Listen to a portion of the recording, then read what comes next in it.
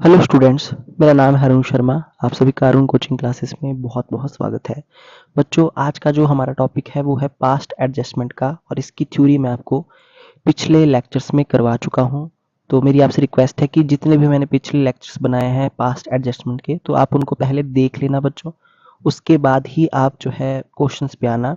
तो इसकी थ्योरी मैंने बहुत अच्छे से करवाई है। ठीक है, तो हम पढ़ रहे हैं +2 कॉमर्स अकाउंटेंसी, ये सब्जेक्ट है, चैप्टर नंबर 1 है, ये बेसिक चैप्टर है।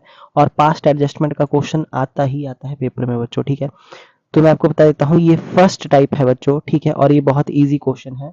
सो आइए इसको शुरू करते हैं। पर शुरू करने से पहले मैं आपको कुछ दिखाना चाहता हूँ। देखिए, ये है मेरा channel Arun coaching classes commerce with math.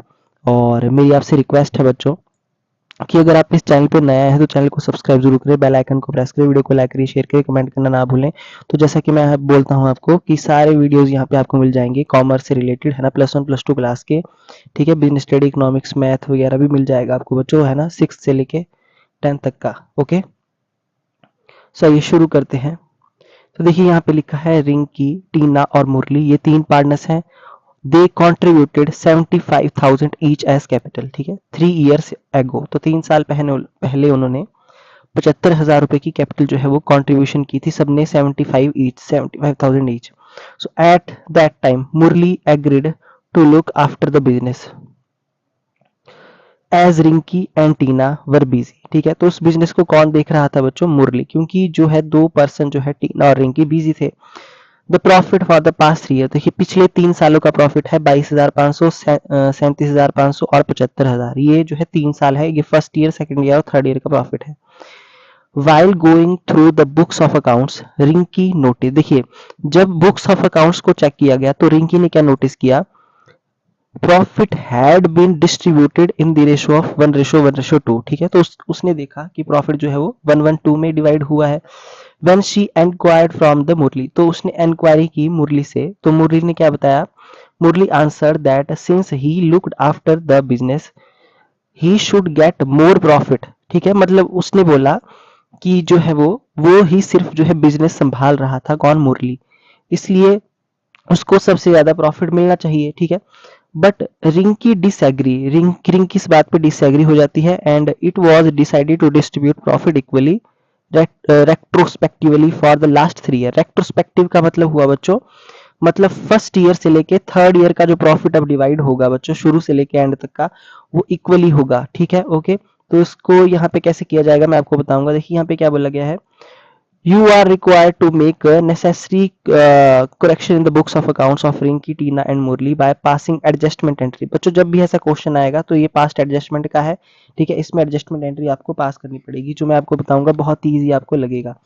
ठीक है, identify the value which was not practiced by Murali while distributing profits। Okay, तो आप जो है यहाँ पे कुछ भी लिख सकते हैं अपनी मर्जी से। ठीक है, कि मुरली ने जो है वो क्या चीज यहाँ पे फॉलो नहीं की है जब उसने प्रॉफिट को डिस्ट्रीब्यूट किया।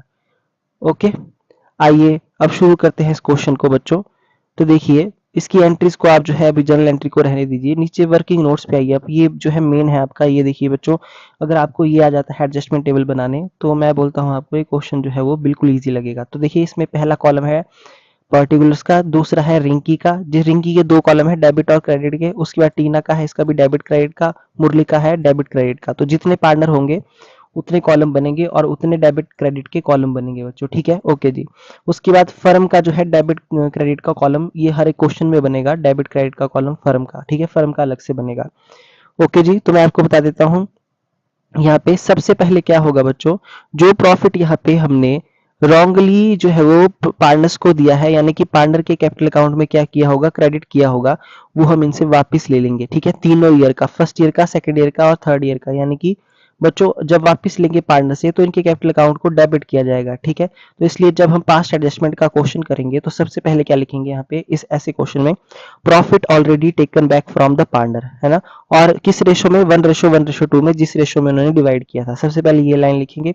तो फर्स्ट ईयर, सेकंड ईयर और थर्ड ईयर। ठीक है बच्चों, तो आप देख सकते हैं यहाँ पे जो फर्स्ट ईयर, सेकंड ईयर और थर्ड ईयर का प्रॉफिट है 22,500, 37,000 और 75,000 रुपीज, इसको 1:1:2 में डिवाइड करेंगे। ठीक है बच्चों, तो रिंकी का जो प्रॉफिट है फर्स्ट ईयर का, है ना, टोटल प्रॉफिट कितना था बच्चों? टोटल प्रॉफिट था 22,500, तो इस 22,500 को मैं 112 में डिवाइड करूंगा, तो रिंकी के डेबिट में लिखूंगा 5625, टीना के डेबिट में लिखूंगा 5625 और मुरली के भी डेबिट में लिखूंगा 11,250 रुपए। ठीक है, अब हम इन तीनों अमाउंट को प्लस करेंगे जो हमने डेबिट कॉलम में लिखे हैं तीनों पार्टनर्स के, और प्लस करने के बाद जो भी अमाउंट आएगा वो आएगा 22,500, उसको लिखेंगे फर्म के क्रेडिट में। ठीक है, बोलने का मतलब क्या है कि जो भी अमाउंट हमने पार्टनर के डेबिट कॉलम में लिखा होगा उन सबको प्लस करके हम कहाँ लिखेंगे, फर्म के क्रेडिट में। ठीक है, आई होप आपको इतना समझ में आ गया होगा। इन केस बच्चों अगर हमने अमाउंट पार्टनर्स के क्रेडिट कॉलम में लिखा होता तो सभी पार्टनर्स के क्रेडिट कॉलम का हम टोटल करते और फर्म के डेबिट में लिख देते, यानी कि उल्टा। ठीक है, अच्छा जी, उसके बाद देखिए दूसरा जो प्रॉफिट था बच्चों वो था 37,500 यानी कि 37,500, उसको फर्म के क्रेडिट में लिखेंगे और पार्टनर्स में डिवाइड कर देंगे 1:1:2 में, तो सेकंड ईयर का प्रॉफिट डिवाइड होगा 9375 आएगा, 9375 और 18,750 रुपए। ओके, और लास्ट ईयर का जो प्रॉफिट है बच्चों वो है 75,000, तो फर्म के क्रेडिट में लिखेंगे और इस 75,000 को डिवाइड करेंगे 112 में और यहाँ लिख देंगे फर्म पार्टनर्स के डेबिट में 18,750, 18,750 और 37,500 रुपए। ठीक है, तो इन तीनों प्रॉफिट को हमने 112 में जो है वो दिया था, और जब हमने टेकन बैक लिया पार्टनर से तो पार्टनर्स के कहाँ पे लिखा, डेबिट कॉलम में।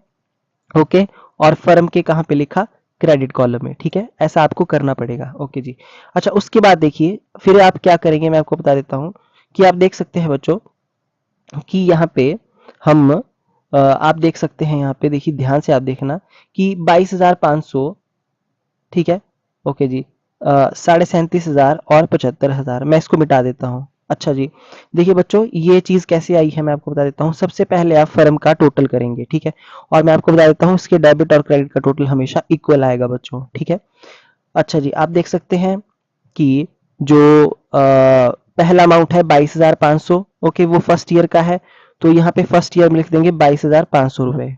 ओके बच्चों, उसके बाद सेकंड ईयर का प्रॉफिट है 37,500, इसको लिख देंगे यहाँ पे, और 75,000 रुपीज को लिख देंगे यहाँ पर। ठीक है, अब आप देख सकते हैं डेबिट और क्रेडिट का टोटल हमेशा बराबर आएगा फर्म का, और इसका जो इफेक्ट आएगा नेट इफेक्ट वो हमेशा नील आएगा। ठीक है, ओके, क्योंकि इसकी दोनों साइड ये सभी क्वेश्चन में बच्चों बराबर ही आएगी। अच्छा जी, उसके बाद क्या होगा बच्चों कि ये जो प्रॉफिट है बच्चों, देखिए अब मेरी बात को ध्यान से सुनना, फर्म की क्रेडिट साइड ज्यादा आई है ना, डेबिट में अमाउंट कुछ भी नहीं था, इसलिए ये फर्म को प्रॉफिट हुआ है, और इस प्रॉफिट को डिवाइड करेंगे। तो ठीक है, अब मैं आपको बता देता हूं, अगर हमने अमाउंट फर्म के डेबिट में लिखा है तो ठीक है, अब कहाँ लिखेंगे, पार्टनर के क्रेडिट में, उल्टा। ठीक है, तो इस 22,500 को इक्वल रेशो में डिवाइड करेंगे, प्रॉफिट टू बी क्रेडिटेड 1:1:1, मतलब ये प्रॉफिट क्रेडिट होना चाहिए था, टू बी क्रेडिटेड किस रेशो में, 1:1:1 में। ठीक है, तो फर्स्ट ईयर सेकंड ईयर और थर्ड ईयर का प्रॉफिट 1:1:1 में होगा डिवाइड। ठीक है, तो ठीक है बच्चों, 22,500, 37,500 और 75,000 को 1:1:1 में करेंगे डिवाइड। तो देखिए पहले ईयर का प्रॉफिट जो है सभी पार्टनर को मिलेगा 7,500, दूसरे ईयर का मिलेगा 12,500 और तीसरे ईयर का मिलेगा 25,000 रुपीज। ओके जी, आई होप आपको समझ में आ गई होगी।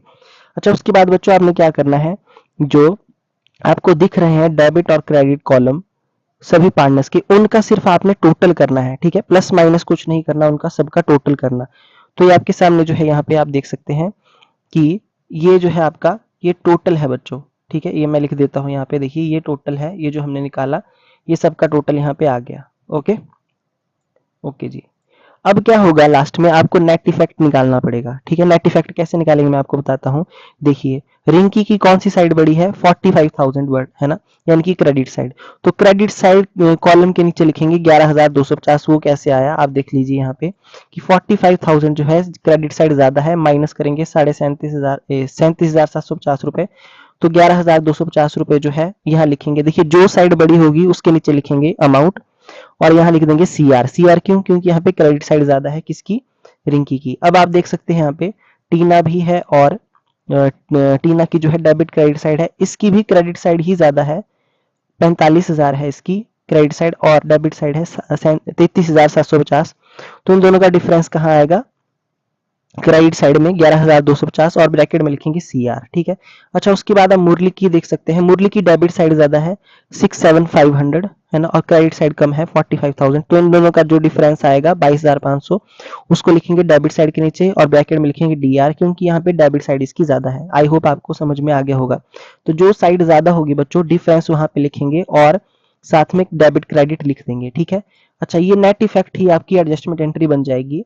तो जहां पे CR लिखा गया है, ठीक है, किसको, रिंकी के कॉलम के नीचे और टीना के कॉलम के नीचे, क्रेडिट कॉलम के नीचे CR लिखा गया है 11,250, तो इन दोनों को क्रेडिट किया जाएगा। और मुरली जहां पे इसके डेबिट कॉलम के नीचे लिखा गया है 22,500, तो DR लिखा है यानी कि इसको डेबिट किया जाएगा। ये बन गई आपकी जनरल एंट्री। तो मुरली का कैपिटल अकाउंट होगा डेबिट और टीना और रिंकी का कैपिटल अकाउंट होगा क्रेडिट, ठीक है।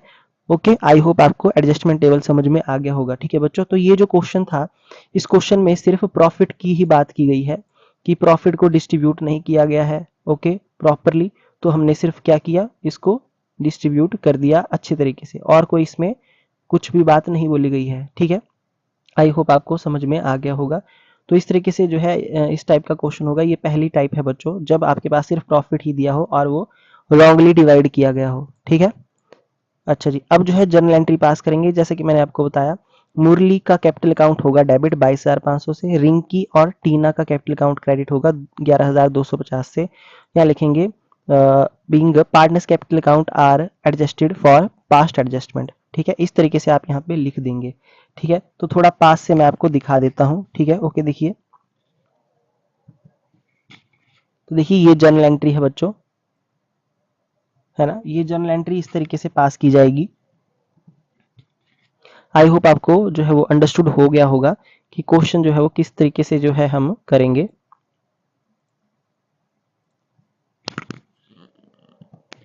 देख लीजिए, तो इस तरीके से जो है जर्नल एंट्री पास की जाएगी। मुरली का डेबिट होगा 22,500 से, रिंकी और टीना का 11,250 से, और ये नरेशन में यहाँ पे लिख देंगे, ठीक है। और इस तरीके से जो है मैंने यहाँ पे किया है। ओके, तो इसको आप नोट डाउन कर लीजिए, है ना। वीडियो को पॉज कीजिए और सब कुछ जो है अपनी कॉपी पे नोट डाउन कर लीजिए। आई होप आपको मतलब अंडरस्टूड हो गया होगा क्वेश्चन को किस तरीके से किया जाएगा, है ना। ओके जी, तो ये था 56 क्वेश्चन, ये फर्स्ट टाइप है। आई होप आप आज का वीडियो आपको अच्छा लगा हो। तो मैं वीडियो को जो है अननेसेसरी लंबा नहीं करूंगा। तो इसका आंसर आप देख सकते हैं यहाँ पे। मुरली का कैपिटल अकाउंट डेबिट है 22,500 से, और रिंकी का और टीना का कैपिटल अकाउंट जो है क्रेडिट है 11,250 से। तो क्वेश्चन इंपॉर्टेंट है। आज के लिए इतना ही। ये मेरा चैनल है, इसको सब्सक्राइब जरूर करना, बेल आइकन को प्रेस करना, वीडियो को लाइक करना, शेयर करना, कमेंट करना ना भूलना। Thank you so much.